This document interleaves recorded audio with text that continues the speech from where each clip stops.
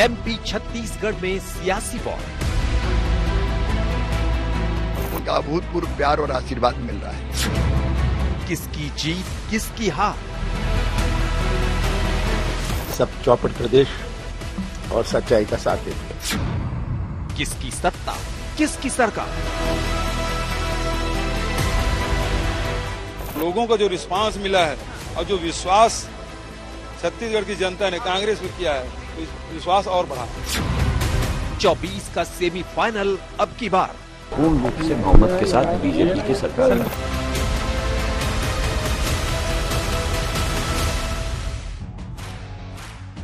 नमस्कार, आप देख रहे हैं आज तक आपके साथ मैं हूं अंजना ओम कश्यप। मध्य प्रदेश विधानसभा से आप देख रहे हैं हमारी ये विशेष पेशकश। मध्य प्रदेश में सभी 230 सीटों पर मतदान खत्म हो चुका है। वहीं छत्तीसगढ़ की जो बची हुई 70 सीटें थी उन पर भी वोटिंग 5 बजे ही खत्म हो गया था। देखिए, 8 बजे से 5 बजे तक छत्तीसगढ़ में, 7 बजे से 6 बजे तक लेकर मध्य प्रदेश में। लेकिन जो आंकड़े हैं वो ये बता रहे हैं कि मतदाता बढ़ चढ़कर निकला है वोट डालने के लिए। एमपी के आंकड़े के साथ शुरुआत करती हुई 71.11% यानी लगभग 71% लोगों ने शाम 5 बजे तक वोटिंग कर दी थी मध्य प्रदेश में। वहीं पर अगर आप छत्तीसगढ़ के आंकड़े देखें तो 67% के आसपास लोगों ने वहां पर वोटिंग कर दी है, 67.48। अब इसको आप पिछली बार से कंपेयर कर लीजिए। मध्य प्रदेश में 2018 में 75% वोटिंग हुई थी, 75%। तो क्या ये आंकड़ा और भी बढ़ सकता है? क्योंकि 2018 में 6 बजे तक में 75% लोगों ने वोटिंग की थी। अभी 5 बजे तक ही 71% पर यह आंकड़ा पहुंच गया है मध्य प्रदेश में। अब आंकड़ा कुछ ही देर में 6 बजे तक का भी आ जाएगा, क्योंकि मतदान खत्म हो चुका है और एक तरह से अब मतपेटियों में किस्मत बंद है इन तमाम दिग्गजों की, जिनके चेहरे आप देख रहे हैं। लेकिन एक दिलचस्प आंकड़ा है जो आपको बताना चाहेंगे। महिलाओं ने पुरुष वोटर्स को पीछे छोड़ दिया था। शाम 6 बजे तक जो आंकड़े आए थे, जिसमें 60.38% लोगों ने ओवरऑल वोट किया था, उसमें महिलाओं का वोटिंग परसेंटेज था 60.77। बहुत पॉइंट का ही डिफरेंस है, लेकिन महिला वोटर ज्यादा है। वहीं अगर आप देखेंगे पुरुषों का तो 60.28% उनकी वोटिंग थी। तो ये साफ संदेश और संकेत है कि महिलाओं ने बढ़ चढ़कर इस बार वोट किया है। तीसरी तरफ आप देखें तो शिवराज सिंह चौहान, अगर वर्ल्ड कप के अंदाज में आपको बात करनी है तो यूं समझिए कि वो कप्तान के तौर पर तो एंट्री कर रहे इलेक्शन में, लेकिन अगले कप्तान वही बनेंगे इसकी कोई गारंटी नहीं है, क्योंकि सीएम फेस उनको प्रोजेक्ट नहीं किया गया है। लेकिन इस बीच आपको बता दें, आईईडी ब्लास्ट की खबर ये छत्तीसगढ़ से आ रही है और जो जानकारी अभी तक मिली है, आईटीबीपी के एक जवान लौट रहे थे जब ये ब्लास्ट हुआ है। कुल मिलाकर छत्तीसगढ़ में 2-3 जगहों से इस तरह की खबरें। छत्तीसगढ़ के गरियाबंद में आईईडी ब्लास्ट और नक्सलियों ने पोलिंग पार्टी को निशाना बनाया है। नक्सलियों ने पोलिंग पार्टी को निशाना बनाया है।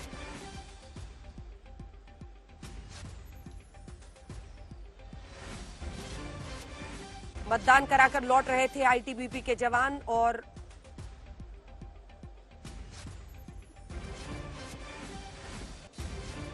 गरियाबंद में ये आईईडी ब्लास्ट में खबर है कि पार्टी को ही, और वहीं पर उन पर ये हमला हुआ है। मतदान कराकर ये आईटीबीपी के जवान लौट रहे थे। बहरहाल कई जगहों पर हिंसा हुई है, छत्तीसगढ़ में भी, मध्य प्रदेश में भी कई जगहों पर टकराव और हिंसा की स्थिति आई है। वहां की तस्वीरें तो आप देखेंगे तो हैरान रह जाएंगे। एक दूसरे पर टूट पड़े, लाठियां भी बरसाने लगे। पहले आपको अपनी ये रिपोर्ट दिखा देते हैं, फिर केंद्रीय मंत्री ज्योतिरादित्य सिंधिया हमारे साथ लाइव, क्योंकि आज एक बार फिर प्रियंका वाड्रा गांधी ने पहले दतिया में उन पर हमला किया था कि वो गद्दार है, परिवार उनका ऐसा है, और भी कई सारे आरोप लगाए थे। महाराज समझते हैं अपने आप को। आज फिर उन्होंने हमला किया है और उन तमाम आरोपों पर सीधा जवाब ज्योतिरादित्य सिंधिया देंगे आज तक पर। पहले ये रिपोर्ट।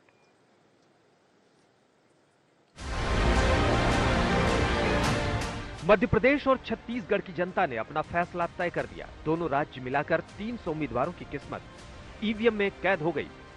दोनों राज्यों में कांग्रेस और बीजेपी की सीधी टक्कर है, लिहाजा दोनों ओर से जीत के सीधे दावे हैं। इसी माटी के हम सब बेटा बेटी हैं और अपनी जन्मभूमि और मातृभूमि पर माताओं, बहनों, भाइयों और भांजे भाइयों सबका स्नेह मिल रहा है। यही मेरी असली ताकत है। सब चौपट प्रदेश और सच्चाई का साथ देंगे। कितनी सीटों की उम्मीद के साथ पहुंचे हैं सर आप? मैं जनता पर मतदाताओं पर विश्वास कर रहा हूं। मैं शिवराज सिंह नहीं हूं कि बोलूं इतनी सीटें आएंगी उतनी सीटें आएंगी। जनता तय करेगी कि कितनी सीटें आएंगी। यहाँ मामला एक तरफा है, किसी लड़ाई उड़ाई नहीं है, क्योंकि यहाँ के ये लड़ाई जो है वो यहाँ के कांग्रेस के कार्यकर्ता, यहाँ के किसान, यहाँ के मजदूर, यहाँ महिलाएं, युवा सब लड़ाई लड़ रहे हैं। निश्चित रूप से जिस प्रकार से जनता का आशीर्वाद भारतीय जनता पार्टी को मिल रहा है, जनता उत्साहपूर्वक परिवर्तन के लिए तैयार है।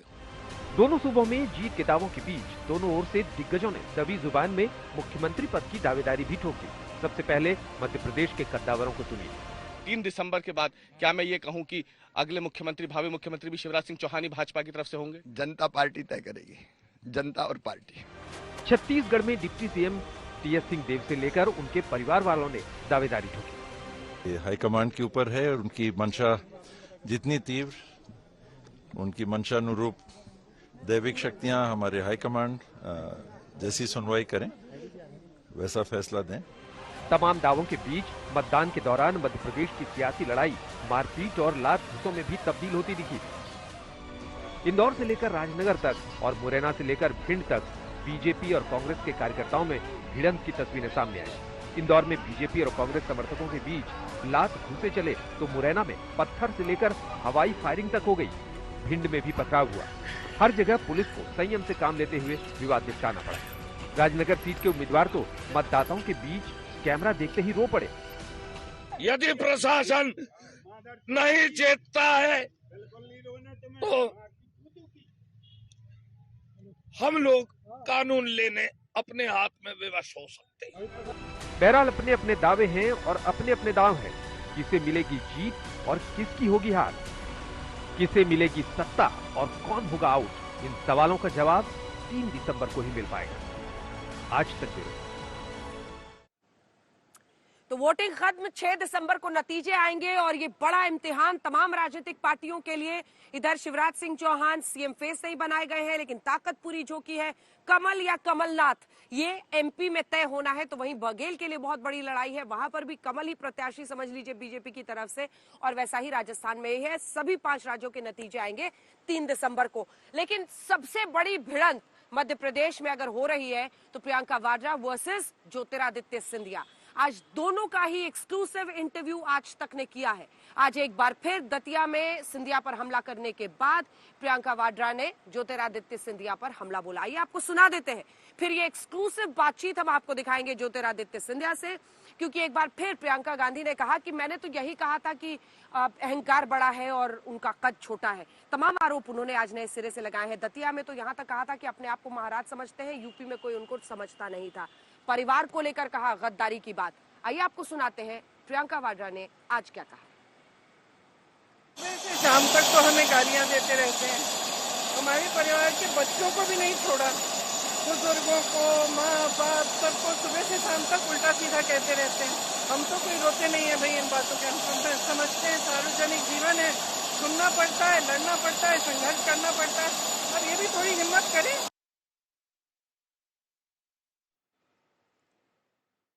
तो मध्य प्रदेश की 230 सीटों पर वोटिंग खत्म हो गई है और केंद्रीय मंत्री ज्योतिरादित्य सिंधिया जी इस वक्त लाइव हमारे साथ जुड़ रहे हैं।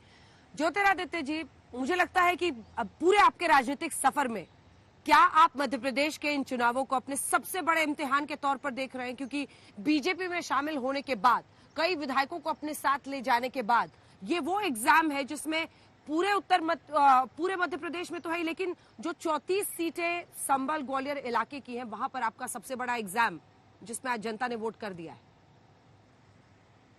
अंजना, हर एक चुनाव एक चुनौती होती है।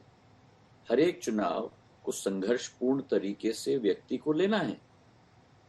एक चुनाव हो या दूसरा चुनाव हो या तीसरा चुनाव हो, मैंने सदैव 2002 में मैं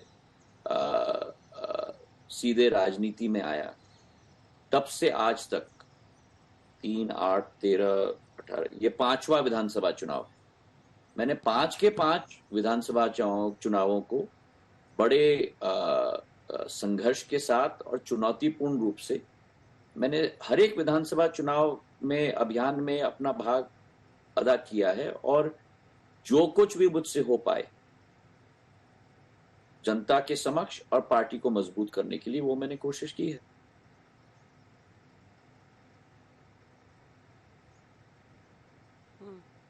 दतिया में मध्य प्रदेश में ही चुनावी प्रचार प्रियंका गांधी कर रही थी।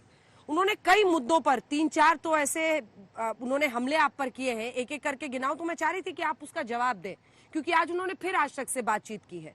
उन्होंने एक तो गद्दार कह के आपके पूरे परिवार पर हमला किया, उन्होंने कद की बात की, कहा कि सोच छोटी है, उन्होंने कहा कि पार्टी को लेकर जिस तरह से आप प्रधानमंत्री नरेंद्र मोदी ऐसे लोगों को जो कमजोर हैं, जो गद्दार हैं, उनको इकट्ठा करने में बहुत, उन्होंने कई तरीकों पर, कई लेवल्स पर आप पर अटैक्स किया है प्रियंका गांधी ने दतिया में। कैसे जवाब देंगे आप? उसका जवाब मैंने ऑलरेडी दे दिया है। अगर आप मेरे ट्विटर हैंडल को देखें तो उसमें मैंने स्पष्ट रूप से उसका जवाब उनको दे दिया है। और रही बात टॉल लीडर की, तो जिस टॉल लीडर के नेतृत्व में कांग्रेस को उत्तर प्रदेश में 80 में से 1 ही सीट मिली, जिस टॉल लीडर के नेतृत्व में स्वयं कांग्रेस अध्यक्ष अपने सीट हार गए, और जिस टॉल लीडर के नेतृत्व में, क्योंकि वे एक परिवार से आते हैं, सीधे पैराशूट होकर महासचिव बन जाते हैं, ये स्पष्ट दिखाता है कि टॉल लीडर का कद एक्चुअली कितना टॉल है।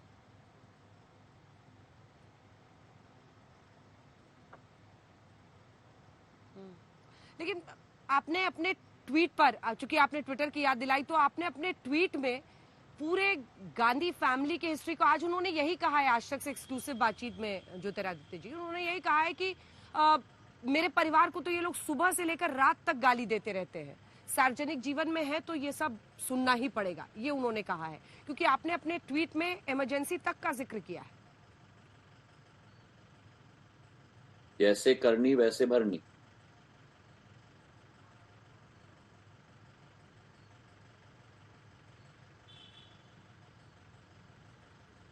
आप अभी भी बहुत सोच समझकर, संभल कर, डिप्लोमेटिकली करेक्ट होकर ही बातचीत कर रहे हैं। क्या ये कॉन्शियस एफर्ट है आपकी तरफ से कि जो कल तक साथी थे उनके बारे में असभ्य भाषा का इस्तेमाल ना किया जाए? आप मुझे अच्छी तरह से जानती हो, मैं ना कभी सोच के समझ के डिप्लोमेटिकली मैं कभी बात नहीं करता। जो मुझे कहना था मैंने ट्विटर हैंडल पे कह दिया, बाकी जो मुझे कहना था मैंने आपके शो पे अभी कह दिया।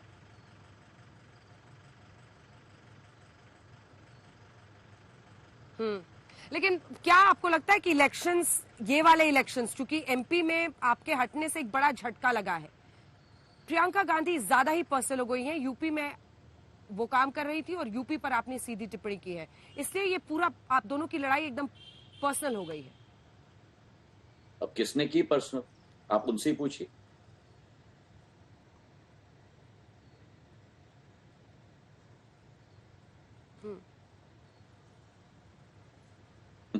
लेकिन आप क्या सोचते हैं इस बारे में? अगर इस तरह से वो डायरेक्टली आपको दतिया में अटैक करती हैं, तो उनकी भी तो एक स्ट्रैटेजी है ना इसके पीछे, उनकी भी तो एक स्ट्रैटेजी है, वो हिट करना चाहती हैं, क्योंकि आप बीजेपी में चले गए हैं। करें ना, तो मैंने भी जवाब दे दिया ना।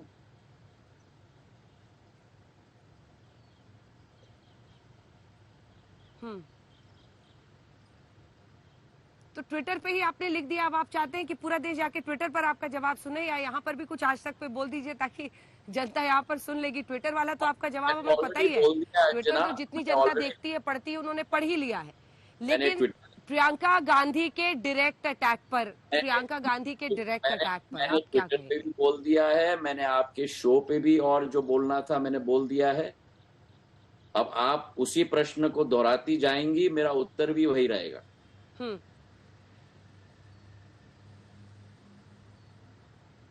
ठीक है, मध्य प्रदेश के चुनावों पर आते हैं।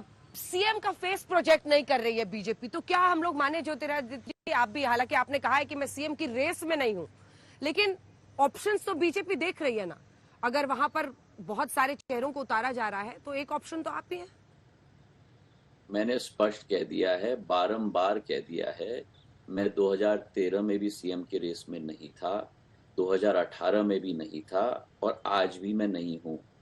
मैं कुर्सी के रेस में कभी नहीं था, ना हूं, ना हूंगा। मेरे पूज्य पिताजी भी कभी भी कुर्सी के रेस में नहीं थे। मेरी आजी अम्मा भी कभी कुर्सी के रेस में नहीं थी। सिंधिया परिवार का लक्ष्य कुर्सी नहीं है। सिंधिया परिवार का लक्ष्य सेवा, विकास और प्रगति है।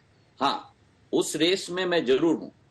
क्षेत्र में, प्रदेश में, देश में जो भी मेरा रोल हो, प्रगति लाना, विकास लाना, नई सोच लाना, टाइम लाइन के आधार पर योजनाओं का क्रियान्वयन करना, उस रेस में मैं जरूर हूं।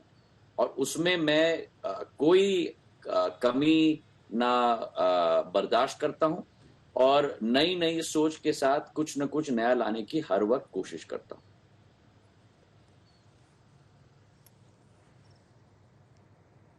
दिग्विजय सिंह भी आप पर बहुत हमलावर है। वो कह रहे हैं कि हम लोग तो उनको महाराज बनाकर रखे थे, वहां पर उनको भाई साहब बना दिया गया है। प्रियंका जी ने भी इसी पर आप पे कमेंट किया था। उन्होंने कहा कि यूपी में आए तो काम करना मुश्किल हो गया क्योंकि यहाँ पर तो कोई उनको महाराज कहता नहीं था। आप मुझे बताइए कि आपकी जिंदगी में आप अपने चैनल के सभी भाई बहनों के लिए महारानी बनना चाहेंगी या बहन जी बनना चाहेंगी? आपको ज्यादा क्या अच्छा लगेगा?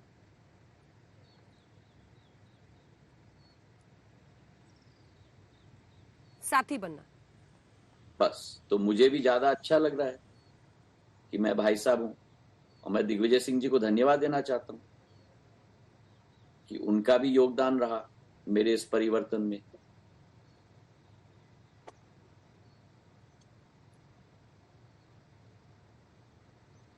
और किस किस का योगदान रहा परिवर्तन में? ये जो आपका परिवर्तन हुआ पूरा महाराज से भाई साहब बनने का, उसमें किस किस का योगदान रहा? दिग्विजय सिंह का तो आपने नाम ले लिया। हाँ, दिग्विजय, मैंने कहा ना, मैं उनको धन्यवाद देना चाहता हूं क्योंकि उनका भी योगदान रहा।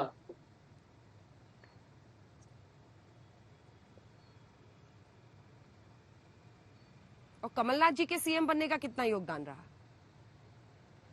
देखिए, मैंने आपको कह दिया ना अंजना जी, मैं कभी सीएम के रेस में नहीं था।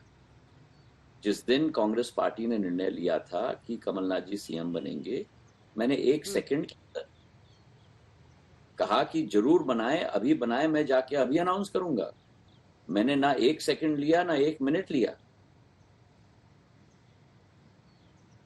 तो मैं ना कभी उस दौड़ में था, ना हूं। अगर मैंने 5 दिन झगड़ा किया होता, मैंने अपना हट बनाया होता, अपने विधायकों को इकट्ठा किया होता, तब आप ये कह सकती हैं ना। मैंने तो 1 सेकंड के अंदर हाँ कह दिया।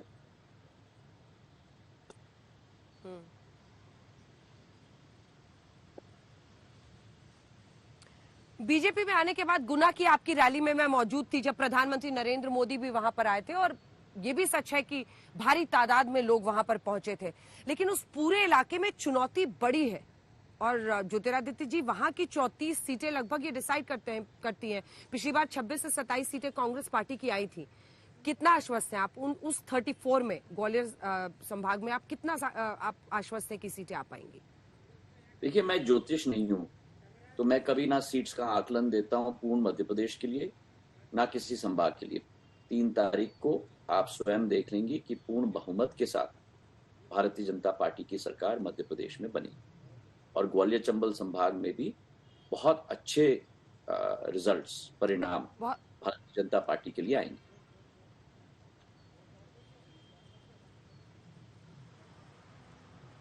ठीक है, उस दिन भी जरूर आप इंटरव्यू दीजिएगा आज तक पर, और कोशिश होगी हमारी कि हल्ला बोल में उस दिन भी आप आएं और नतीजों वाले दिन आज तक के दर्शकों से 3 दिसंबर को जरूर बात करें। बहुत बहुत धन्यवाद आपका ज्योतिरादित्य सिंधिया जी, केंद्रीय मंत्री, हमारे साथ जुड़ने के लिए। और आपने जब जब हमें बुलाया है तब तब हम उपस्थित हुए।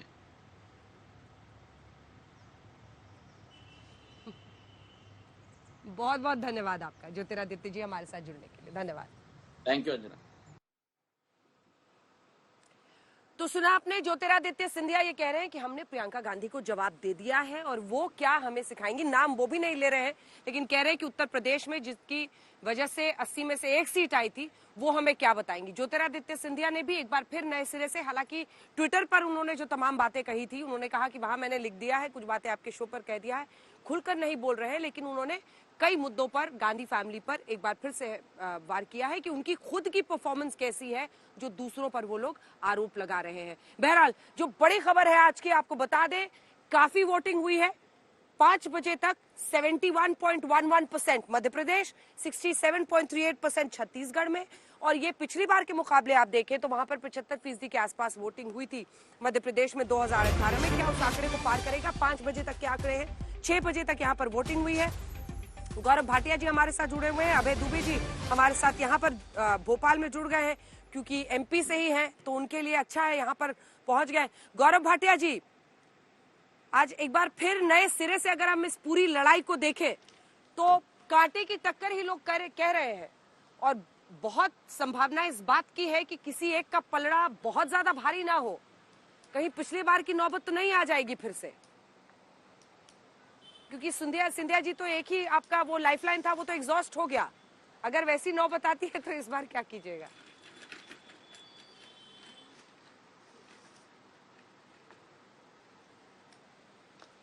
देखिए, ऐसा है, लाइफलाइन की जरूरत पड़े उनको जो भ्रष्टाचार में लिप्त रहते हैं, जैसे कांग्रेस पार्टी, और हमारी अगर कोई जान है, लाइफ है, तो वो मध्य प्रदेश, छत्तीसगढ़, राजस्थान, तेलंगाना, मिजोरम की जनता है।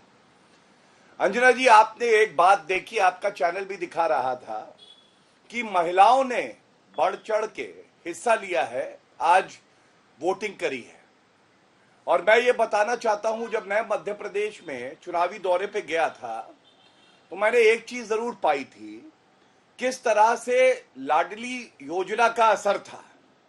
ये कहना गलत नहीं होगा कि लाडली योजना ने सभी महिलाओं को अधिकार दिया और सम्मान दिया, और ये इसलिए भी असर है कि इतिहास रचा गया है। और हमने देखा किस तरह से महिला आरक्षण, जो कभी एक सपना होता था, उसको पूरा किया नरेंद्र मोदी जी ने, और इसीलिए हम लोग कहते हैं डबल इंजन की सरकार। ये तो एक बात हो गई। दूसरी बात देखिए, मैं सकारात्मक बात करूंगा। भारतीय जनता पार्टी, मेरा फोन कट गया है, अगर करवा दे। भारतीय जनता पार्टी वो पार्टी है जहां सत्ता में होती है। 20 साल में 19 साल जनता ने आशीर्वाद दिया मध्य प्रदेश में। मध्य प्रदेश में 20 साल में 19 साल सेवा का अवसर दिया। अंजना जी, आप भी मानेंगी, अगर हमने अच्छे काम किए हैं, जनता के दिल में जगह बनाई है, विश्वास हमने जीता है, तभी तो मौका बार बार मिल रहा है। 1-1.25 साल के लिए कपट आए थे, उसके बाद उनको टाटा बाय बाय कर दिया। और हालत ये है, जहां एकजुट होके भारतीय जनता पार्टी चुनाव लड़ती है, वहां पे कमलनाथ और दिग्विजय सिंह कह रहे हैं कपड़े फाड़ो। वो कहते हैं दिग्विजय सिंह के कपड़े फाड़ो, दिग्विजय सिंह कहते हैं उनके कपड़े फाड़ो। हमने क्या किया, मैं आपको बताता हूं। बीमारू प्रदेश था जब कांग्रेस की सरकार, आज सुचारू प्रदेश है मध्य प्रदेश। टॉप 10 अर्थव्यवस्था में वो प्रदेश है। 16% विकास दर है। और रिपोर्ट कार्ड हमने ऐसा रखा, महिलाओं की हम बात कर रहे थे, मैं आपको गर्व से कह सकता हूं कि महिलाएं प्रधानमंत्री आवास योजना में 44 लाख घर दिए। अब दूसरी बात मैं करना चाहता हूं जो बड़ी अहम है। देखिए, हाथ में मेरे पास कांग्रेस पार्टी की गारंटी है। जनता ये हमेशा कहती है ये गारंटी किसी काम की नहीं, क्योंकि ये सबको ठगते हैं। ऐसा कोई सगा नहीं जिसे कांग्रेस ने ठगा नहीं। 3 जल्दी से बिंदु आपको बताता हूं। इनकी गारंटी है 100 यूनिट बिजली देंगे हम, जो है फ्री में। मैं आपको बताता हूं, कर्नाटका में 3 रुपए बढ़ाई। जातिवार जनगणना कराएंगे। मैं पूछना चाहता हूं, कर्नाटका में तो सर्वे होके रखा हुआ है, सिद्धारमैया ने कराया था, क्यों नहीं उसको दिखाते हैं, सार्वजनिक करते हैं। और 51 से आपकी सरकार थी, क्यों नहीं कराया। और तीसरी बड़ी बात, किसान कर्जा माफ, इनकी गारंटी का क्या है मकसद, आप बताइए। राजस्थान में 20,000 किसानों की जमीन हड़प ली, वारंट हो गए उनके। ये खुद विधानसभा में अशोक गहलोत ने कहा है। मेरे यही 3 सवाल हैं इनसे कि इनकी गारंटी पे हम विश्वास क्यों करें। तीनों सवाल के जवाब भी अभय दुबे जी देंगे। ठीक है, ठीक है। अभय दुबे जी यहाँ पर भोपाल में ही जुड़ गए हैं, तो आपके मध्य प्रदेश में हम लोग पहुंचे हैं। बहुत बहुत धन्यवाद आपका। बहुत खूबसूरत भोपाल शहर है। लेकिन ये बताइए, या महिलाएं जो ज्यादा निकली हैं, सब कह रहे हैं कि शिवराज जी की लाडली स्कीम का असर है। अंजना जी कांटे की टक्कर नहीं है। भारतीय जनता पार्टी नाम के सत्ता का जो कांटा था वो आज मध्य प्रदेश की जनता ने निकाल कर फेंक दिया। मेरे देश के प्रधानमंत्री जी ने अपने मन से भ्रष्टाचारी शिवराज राज को निकाल दिया, वसुंधरा राज को निकाल दिया और रमन राज को निकाल दिया और कहा कि एमपी के मन में मोदी, राजस्थान के मन में मोदी, छत्तीसगढ़ आज मध्य प्रदेश ने निर्णय लिया कि मध्य प्रदेश ने अपने मन से मोदी जी को निकाल दिया। मैं सिंधिया जी को सुन रहा था। सिंधिया जी आज उनका अहंकार और सत्ता की सीढ़ी दोनों उतरते हुए दिखाई दे रहे हैं। उन्होंने कहा कि विकास प्रतिबिंबित होता है उनके नेतृत्व में। तो महाराज आप बताइए, 27 लाख किसानों का कर्ज कमलनाथ की सरकार ने माफ कर दिया था। आप भारतीय जनता पार्टी में शामिल हुए और मध्य प्रदेश के साथ कुठाराघात करके किसान कर्ज माफी बंद करा दी। आपने कहा कि शिक्षकों की नियुक्ति नहीं हो रही है। क्या हुआ आपने जब सरकार बदल दी? बताइए ना, कितने संविदा कर्मियों को नियुक्त कर दिया।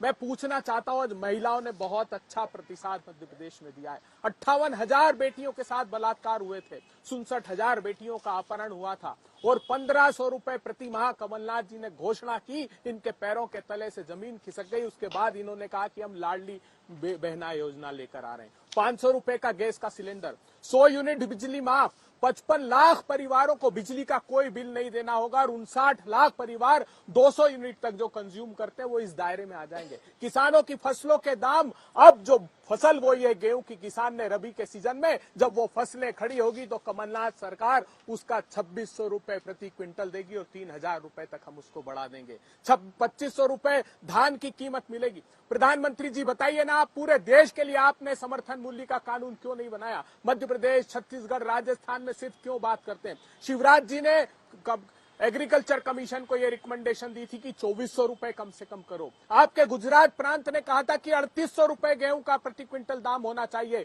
महाराष्ट्र ने 4100 रुपए मांगे, मगर आपका दिल नहीं पसीजा किसानों के लिए। लेकिन आज सत्ता की भूख मिटाने के लिए आप ये घोषणा करते हो। कांग्रेस पार्टी ने तो जो वादा किया उसको पूरा किया। 16 करोड़ बहनों को कर्नाटका में मुफ्त की बस सेवा दी हमने। 1 करोड़ 50 लाख परिवारों को 200 यूनिट तक जो बिजली मुफ्त हम दे रहे हैं उसका लाभ मिलेगा। 78 लाख परिवारों को 10 किलो अनाज कर्नाटका में पहुंच रहा है। प्रधानमंत्री जी तो रेवड़ियां बताते थे, अब क्यों मोदी की गारंटी? राहुल गांधी की गारंटियों से भयाक्रांत प्रधानमंत्री। ठीक है, आपकी गारंटी है, उनका संकल्प है। नहीं देखिए, संकल्प तो हम, मैं वही कह रहा हूँ कि देख कर लिखने वाले लोग हैं तो रेवड़ी बता रहे थे।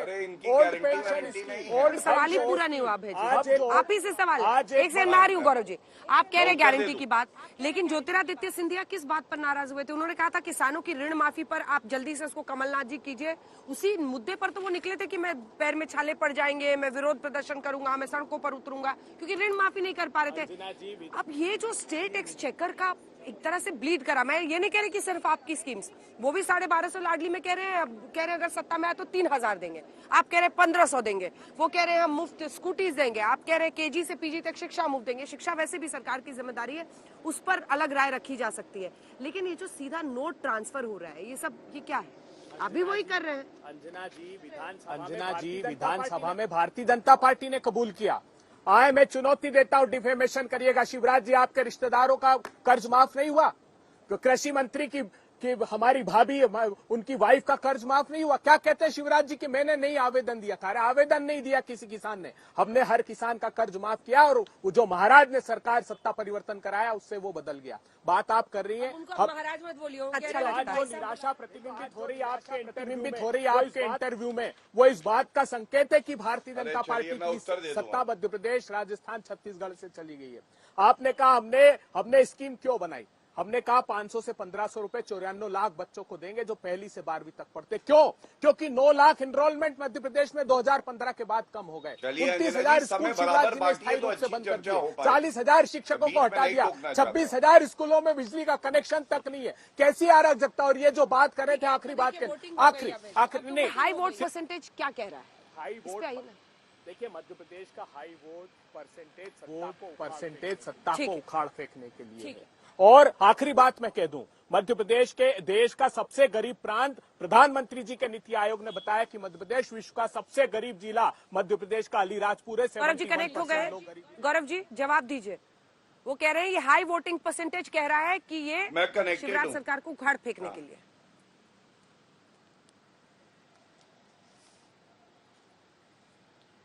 देखिए ऐसा है, इनके मुंह से निकला शब्द घोटाला, तो मुझे तो महादेव ऐप का घोटाला याद आ गया, क्योंकि छत्तीसगढ़ में भी आज पोलिंग हुई है और घोटाले का पर्याय कोई है तो वो कांग्रेस पार्टी है। अगर आपको कहीं घोटाला मिले तो वहां आप कांग्रेस पार्टी का ही हाथ पाएंगे। और छोटे बच्चे से भी अंजना जी आप पूछेंगी तो वो कहेगा सबसे बड़ा भ्रष्टाचारी कोई है तो कांग्रेस पार्टी और गांधी परिवार है। देखिए, इनको ये भी नहीं पता, इन्होंने कहा लाडली बहन योजना चालू करी। अरे आपको ये नहीं पता है कि ये जो 1250 रुपए हर माह मिल रहा है, इसकी वजह से छत्तीसगढ़ में भूपेश बघेल जानते थे चुनाव हार रहे, उन्हें भी वहां घोषणा करनी पड़ी। और जो बच्ची पैदा हुई थी ना, 19 साल हमने सेवा करी है जनता की, उसकी शिक्षा पूरी हो गई, शादी पे भी उसकी सहायता हो, उसकी पढ़ाई का भी ध्यान रखना, इलाज का भी ध्यान रखना, ये शिवराज मामा कर सकते हैं और कोई नहीं है। तीसरी बड़ी बात, आप मुझे बताइए, इनको ये भी नहीं पता है, कह रहे देश भर में एमएसपी लागू नहीं हुई है। अरे छत्तीसगढ़ घूम आते आपको पता चल जाता, आप मध्य प्रदेश राजस्थान हुआते क्या होता है। एमएसपी पूरे देश में लागू हुई, स्वामीनाथन कमीशन की रिपोर्ट आई 2006 में, 8 साल ठंडे बस्ते में आपने डाली, लागू करी नरेंद्र मोदी जी ने, स्वामीनाथन जी ने स्वयं धन्यवाद दिया, और बोनस ऊपर से दिया जा रहा है। वो बोनस देने की बात हो रही है। हमने अपने संकल्प पत्र में कहा है 3100 रुपए हम देंगे, आपकी तरह नहीं है कि घोटाला करेंगे। अब मैं आपको कुछ आईना दिखाता हूं, आप बहुत बड़ी बड़ी बातें कर रहे थे, ये देखिए आपका संकल्प पत्र छत्तीसगढ़ का है 2018 का। भाई साहब, आपने कहा था शराबबंदी करेंगे, ठग्गूमल क्यों ठग लिया जनता को, शराबबंदी क्यों नहीं करी, शासकीय कर्मचारियों को सम्मान देके अनियमित जो हैं उनका नियमितीकरण करेंगे, करा क्या, मैं पूछना चाहता हूं। नहीं, वहां पे हालत ये हो गई अंजना जी कि वहां कानून व्यवस्था ध्वस्त है और भूपेश बघेल मस्त है। और उसके बाद यहाँ पे आके बता रहे, उनसे पूछा गया जब भाजपा के कार्यकर्ता और जनता को मारा जा रहा है दिन दहाड़े, वो कह रहे ये आम छोटी मोटी घटना है, मैं स्वयं वहां पे था। चौथी बड़ी बात, मध्य प्रदेश ने आज एक बड़ा संदेश पूरे देश में दिया है, अगर महिला सम्मान करोगे तो हम तुम्हारे साथ खड़ी रहेंगी और हम ही दिशा तय करेंगी, हम ही तय करेंगी भविष्य कैसा हो। और ये इसलिए संभव है क्योंकि नरेंद्र मोदी जी और हमारी मध्य प्रदेश की सरकार ने वो कर दिखाया जो ये निठल्ले निकम्मे सिर्फ कहते रहे और कर नहीं पाए। इनके लिए महिला सशक्तिकरण का मतलब है सोनिया गांधी, प्रियंका वाड्रा गांधी, उनका सशक्तिकरण हो जाए। और एक बात और घोटाले पे बता दूं, केवल महादेव ऐप नहीं, भूपेश बघेल की जो सचिव थी सौम्या, वो जेल की सलाखों के पीछे है।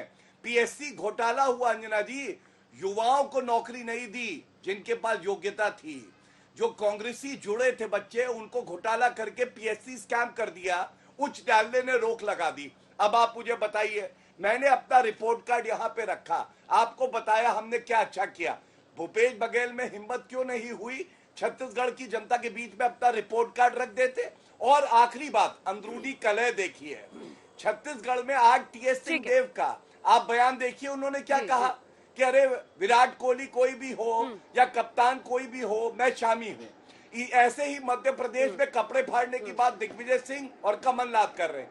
राजस्थान में और आपके जो इतने सारे चेहरे एमपी में हैं, सबने उम्मीदें पाल रखी है। अशोक गहलोत, अरे आपने तो इतने सारे चेहरे फ्लोट कर दिए हैं सर।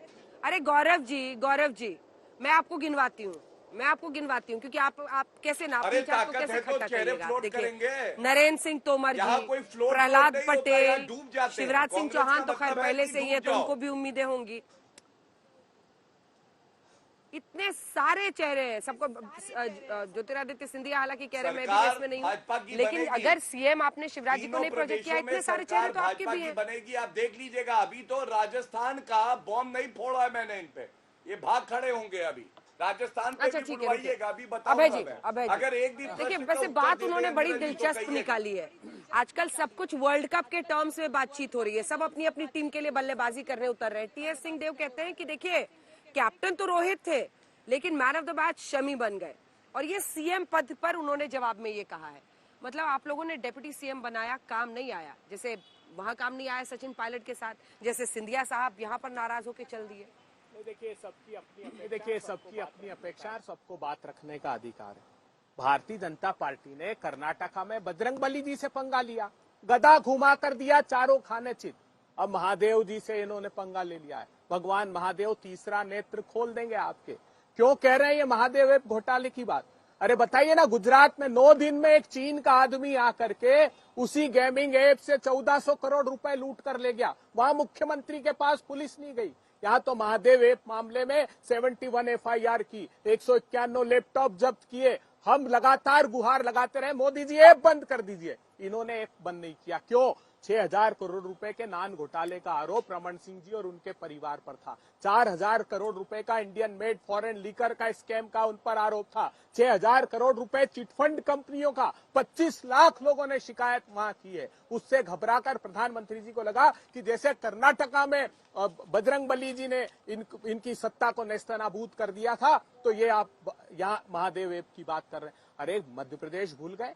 महाकाल लोक का घोटाला शर्मसार कर देने वाला था। कर्नाटका में हमने बोला, हमने कहा लंक जला के जली भी नहीं, हनुमंत विचित्र है पूछ तुम्हारी। बोले कपि ही है राघव आगे पीछे, पूछ रहस्य है भारी। वानर को भला पूछता कौन, श्री राम के पीछे है पूछ हमारी। भगवान राम की वजह से, भगवान राम के आशीष से, क्योंकि महादेव, हनुमान जी महादेव का ही अवतार है। अब सावधान रखिएगा, इस पूरे देश के चुनाव में भगवान शंकर आपको तीसरा नेत्र खोल के आपकी सत्ता मध्य प्रदेश में बच्चों का पोषण आहार खा गए। अरे स्कूटी और मोटरसाइकिल के नंबर निकले, बच्चों का पोषण आहार खा गए। 45 लाख बच्चों की स्कूल की ड्रेस खा गए। किसानों को मुआवजा नोएडा के खातों में आपने ट्रांसफर कर दिया और तोमर साहब के बच्चे को भूल गए। नरेंद्र सिंह तोमर साहब के बच्चे के हजारों करोड़ रुपए के वीडियो पर प्रधानमंत्री जी मुंह भी नहीं खोलना चाहते। भारतीय जनता पार्टी एक शब्द नहीं बोलती। आकंठ भ्रष्टाचार में डूबे हुए आप लोग, आपने आदिवासी समाज के आदमी पर पेशाब किया आपके नेता ने। वो मरे हुए आदिवासी समाज के हमारे भाई के सामने उसके भाई को चप्पलों से आपके मंडल अध्यक्ष ने पीटा। उनको जानवरों के खाने का अनाज परोसा गया कोविड के क्राइसिस में। ये मैं नहीं कह रहा हूं, प्रधानमंत्री जी की कमेटी ने कहा। आदिवासी भाइयों को कैंसर होने वाले जूते चप्पल आपने बांटे। ये मैं नहीं कह रहा हूं, केंद्र सरकार की जो लेबोरेटरी थी मद्रास में, उससे इस बात का खुलासा हुआ। मध्य प्रदेश के संसाधनों को लूट लिया, इसलिए तो जनता बेदखल करने पर आपको छत्तीसगढ़, राजस्थान, तीनों 500 राज्यों में आपकी हार होगी। ठीक है, वो कह रहे हैं कि जैसे हनुमान जी ने गदा मारा था कर्नाटक में, यहाँ पर महादेव मतलब भोले बाबा अपने आप त्रिनेत्र, तीसरी आंख खोल देंगे।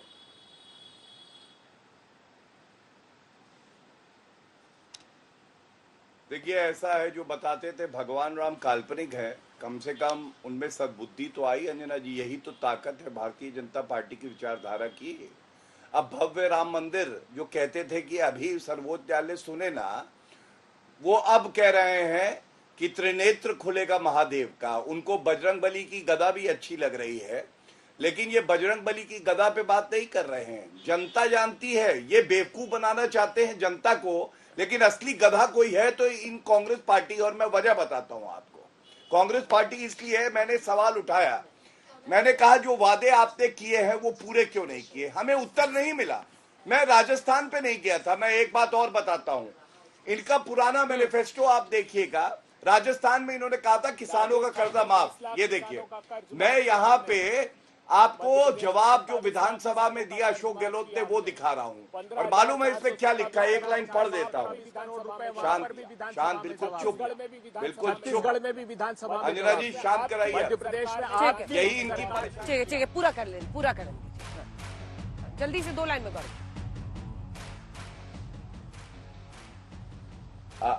2 लाइन नहीं, मुझे समय लगेगा। उन्हें आपने समय दिया, उनसे 2-3 सवाल ये बस ठीक है, फिर से इस पर चर्चा कर लेंगे। लेकिन आज वोटिंग अभी तक की जबरदस्त हुई है। आप दोनों का बहुत धन्यवाद हमारे साथ जुड़ने के लिए। 3 दिसंबर को सबसे तेज नतीजे आप आज तक पर देखेंगे। आज वोटिंग का दिन था, कवरेज जारी है, देखते रहिए।